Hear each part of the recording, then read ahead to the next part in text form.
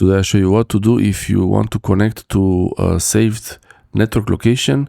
You can use Finder, then go to connect to server, then enter the address SMB address and you connect to the share.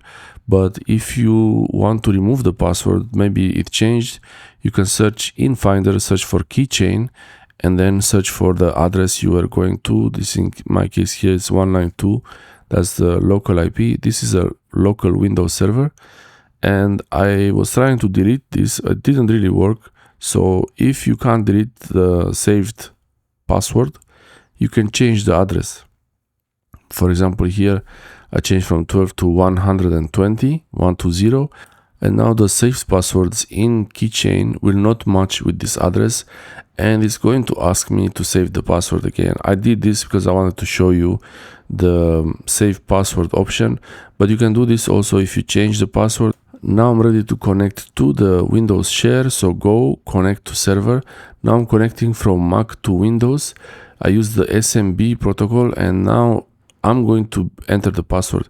You can either enter guest or you can enter the password of the account you want to access. So this way I'm accessing a share from a Windows computer and I'm accessing this share on the MacBook Air on a Mac.